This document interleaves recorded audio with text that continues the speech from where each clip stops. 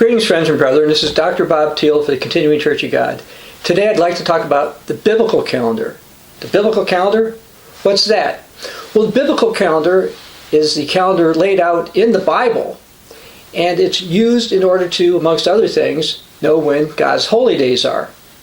It differs from the widely used Roman calendar, which is what people all around the world use, in that the Roman calendar was originally developed by the ancient Romans, modified in the Middle Ages, happens to be a solar calendar, which is based upon the length of time it takes the Earth to go around the Sun, which is a little bit over 365 days. Because it's a little over than that, we have something called leap years every 4 years.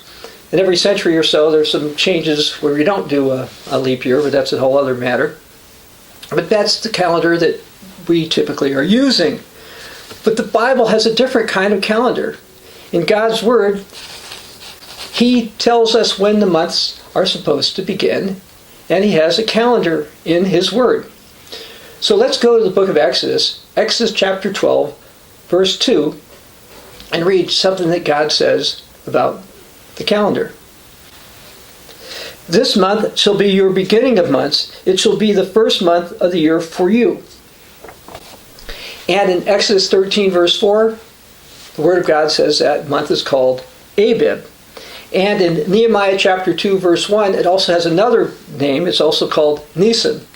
This has to do with Hebrew and Babylonian names that were used for the months. I'd like to right now just go through what each of the months are and to tell you approximately when they begin or when they run. The first one is Abib Nisan, March or April. Next one is Ziv Ayir, April, May. Third, Sivan Siwan, May, June. Fourth, Tammuz, June, July. Fifth, Av or Ab, July or August. Sixth, Elul, August, September. Seventh, Ethanim, Tishri, September, October. Eighth, Bul Chesvan, October, November. 9, Kislev, November, December. 10, Tevet, December, January. 11, Shevet, January, February. 12, Adar, February, March. And in biblical leap years, if you want to call them that, they actually put a leap month in, and it's known as Adar 2. Now, within the churches of God, there are some who do not believe we should be using the calendar that the Jews use. Basically, they say that the calendar is only supposed to be an observed calendar and not a calculated calendar, which is the one that the Jews use and we, the Continuing Church of God, use. And basically, they say there was this person by the name of Hillel II in the 4th century who came up with some rules, and these were different than what Jesus and everybody else did, therefore this is wrong, and we shouldn't do this. Now this presupposes that Hillel actually came up with these calculations, and we in the Continuing Church of God say no, those calculations were going on for centuries before then, probably thousands of years.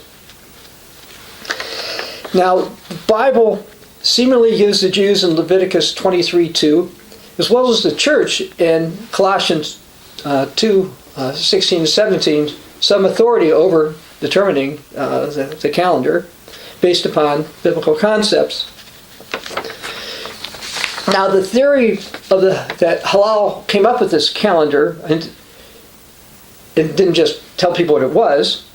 It comes from something that was written 7 centuries after him by a Rabbi Avraham Haya, which he quotes a Rabbi Haya Gaon in the early 11th century as saying the following: until the days of Hillel B.R. Yehuda, in the year 670 of the Seleucid era, which is 358-359 AD, from when they did not bring forth or postpone, but kept to the cycle which was at hand.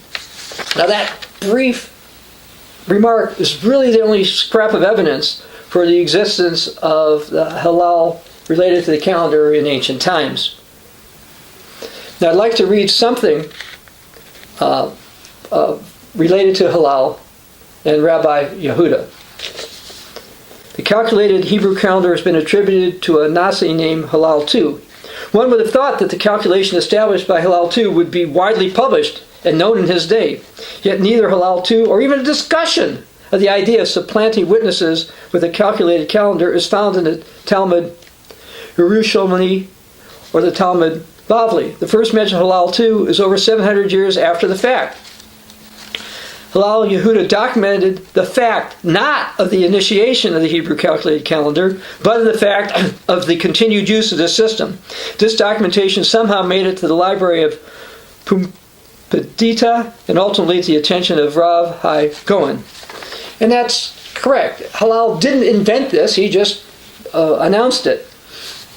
And I'd like to read something fairly long from the Encyclopedia Judaica regarding Hillel and the calendar and all that stuff. It starts off with, a month is the period of time between one conjunction of the moon with the sun and the next. The conjunction of the moon with the sun is the point in time in which the moon is directly between the earth and sun, but not on the same plane, and is thus invisible.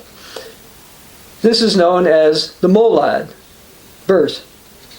The solar year is 365 days, 5 hours, 48 minutes, and 46 seconds, which means that a solar year exceeds a lunar one by about 11 days. The cycles of 12 lunar months must be therefore adjusted to the solar year because although the Jewish festivals are fixed according to dates in months, they must also be in specific agricultural seasons of the year, which depend upon the tropical solar year. Without any adjustment, the festivals would wander through the seasons, and the spring festival, Passover for example, would be celebrated eventually in the winter and later in the summer. The required adjustment is realized by the addition of an extra month, Adar 2, in each of 7 out of the 19 years that constitute the small or lunar cycle of the moon. The year begins on Tishri 1, which is rarely the day of the Molad.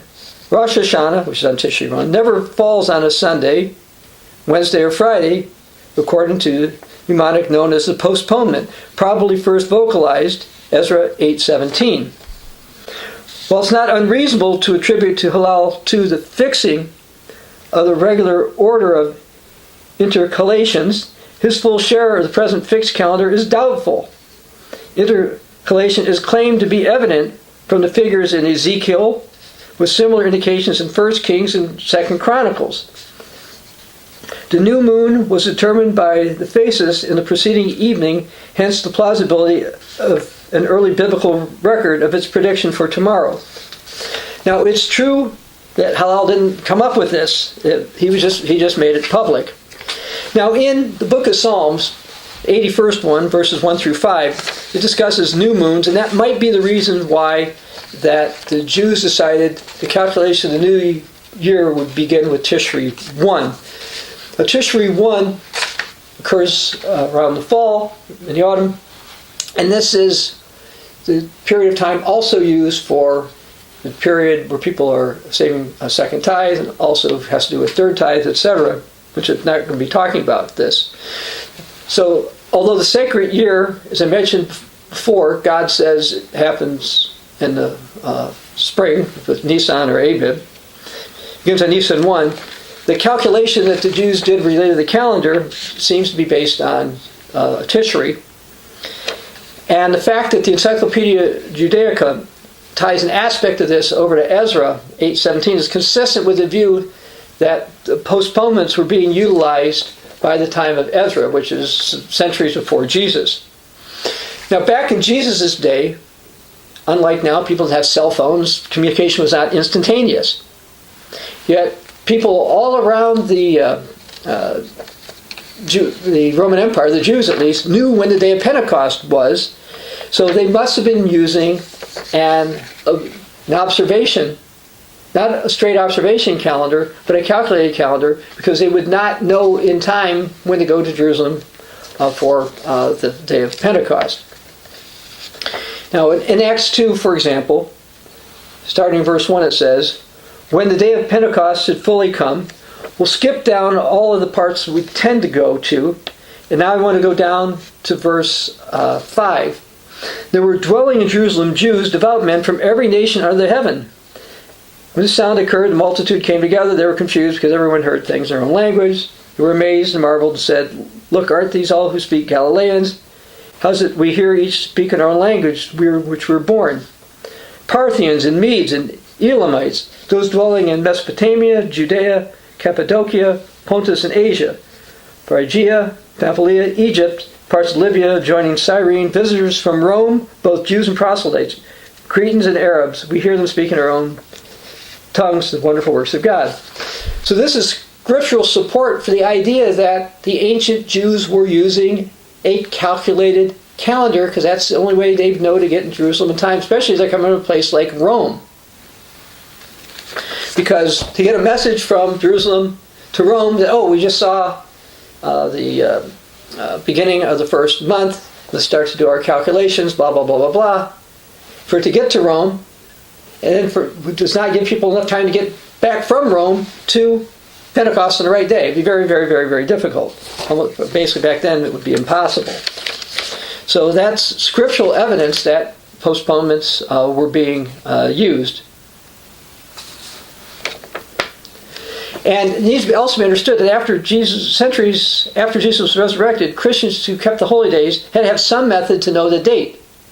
Since most weren't anywhere near Jerusalem, because they left after probably around most of them around 69 AD. And in antiquity, there was only two ways to know the time of the new moon. One was from physical observation, and the other was by calculation based upon averages between the conjunctions of the moon. Now some, associated with other churches of God, they didn't want to offer a substitute calendar based upon figures they get from NASA or the U.S. Naval Observatory. And these are based upon satellite observations, and they're supposed to be more exact than the averages of the traditional Hebrew calendar that was calculated on. Of course, one fact that we can absolutely know is there's no way at Jesus' day he and the apostles were using a satellite observation method for determining the start of the month of new moons. I'd like to read something from the late evangelist Raymond McNair. When we rightly understand the Hebrew Scriptures, we see that God gave his calendar to, quote, Moses and Aaron, brothers of the tribes of Levi. Aaron and his descendants were later chosen to be God's priestly family. All the high priests were of Aaron's family. It was solely to them that the Lord committed, quote, the oracles of God for safekeeping, including the preservation of his true calendar.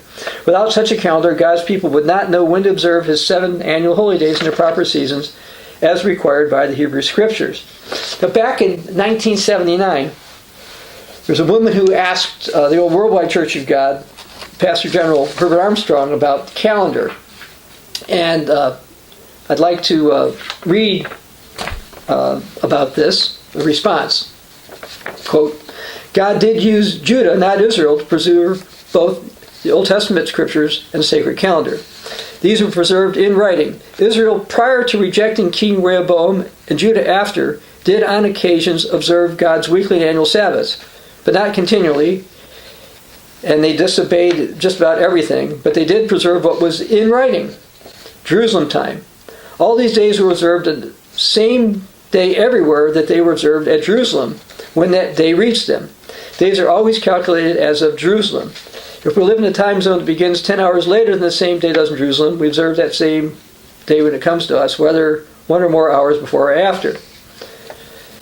There's no authority or teaching in the Bible to calculate any of these days differently than they did in Moses' day, when the new moons were seen by the naked eye in Jerusalem. We calculate the beginning of the month, even as Jesus did, and the first apostles, not as a holy day or a convocation. Yet the spring and the fall festivals are reckoned from the first days of their months, and it is important that we calculate properly. Nevertheless, even so, since these are church festivals, they must be calculated by the church. Through Christ's chosen apostles, Christ leads, we follow Jesus Christ's own example. He did not change or alter the calculating of these months, but observed them as Judah had calculated them ever since Moses. The apostles made no change in the calculations, neither do I, or God's church in our day. We observe these days as when they originally calculated as inspired by God from Jerusalem, when these same days come to us on around earth.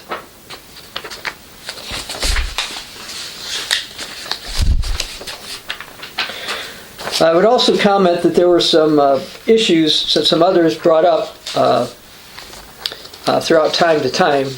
And basically, there was a conference held a while back, late 20th century, with different calendar groups, and basically they admitted that either there were ways they weren't sure about, or that in Jesus' day they weren't using satellite observation, etc. But a lot of them think it's a really big deal.